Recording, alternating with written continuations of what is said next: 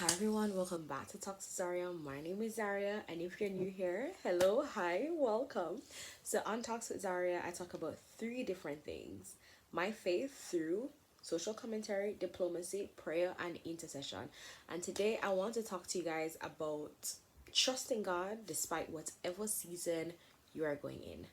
Let's get into it. Hold on, did I say whichever season you're going in? I mean, whichever season you're currently in, right? So I talk about trusting God a lot because this is a topic that I'm still navigating and I'm just sharing as I go. I'll share my pieces here and there, and I would love it if you can share how you feel with me regarding trusting God. So when I just started off this YouTube channel, I did not think that I would have over 1,000 subscribers, for example. But I knew that this was something that God was saying that is gonna happen, right? And I know we're gonna grow, right?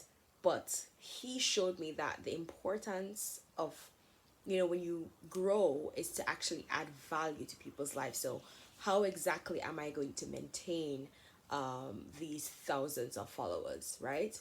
Obviously, free resources, giveaways, giving back. That's what we do here, right? More so important to me to be able to pour back and to give back.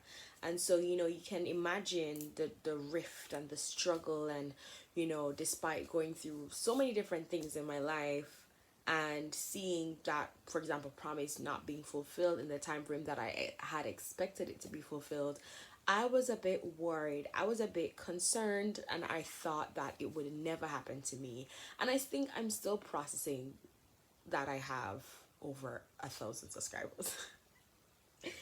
you know and I will say that this experience, and I'm using this as an experience to relate to whatever it is that you're going through in your life, that having over 1,000 subscribers, obviously I had to become the person that would be able to house 1,000 of you, right? Be able to pour into 1,000 of you.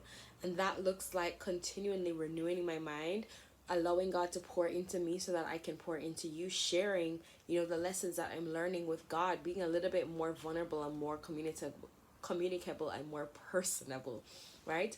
Working through the weeds that I had in my heart, right? And putting God at the forefront in every single thing that I do, and documenting a lot of these things. Do I have a way to go?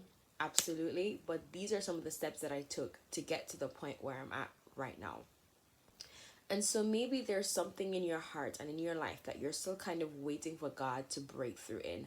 I just want to remind you that it's not that God doesn't have it for you, but there's a person that you need to become to house that thing.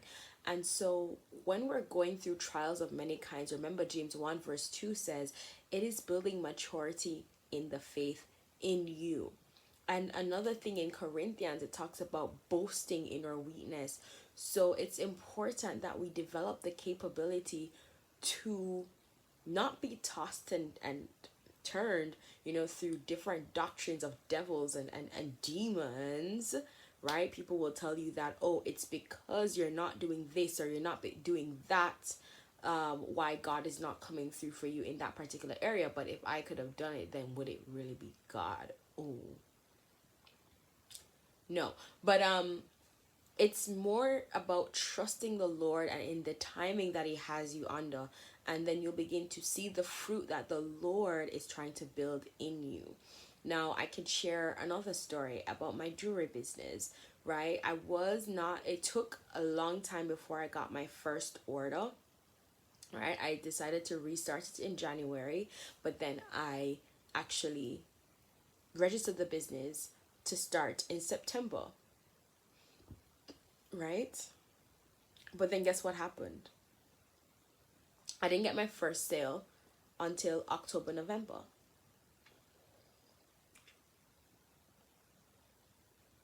And so it kind of shows you that God's will supersedes, our will, because maybe if I got it then, it would have been a told you so moment. But God didn't want me to have that heart posture when, He was blessing my business. No.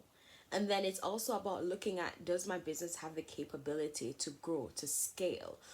Do I have the capability to house that scaling? Probably not.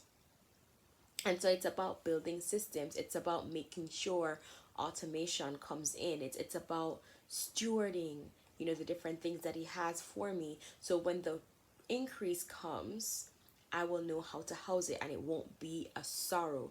Because the Bible says the blessings of the Lord comes without sorrow and toil.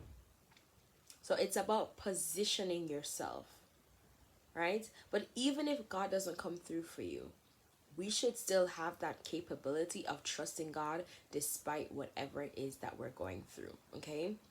God bless you guys, and I will see you in another video. So definitely click another one. All right, kisses.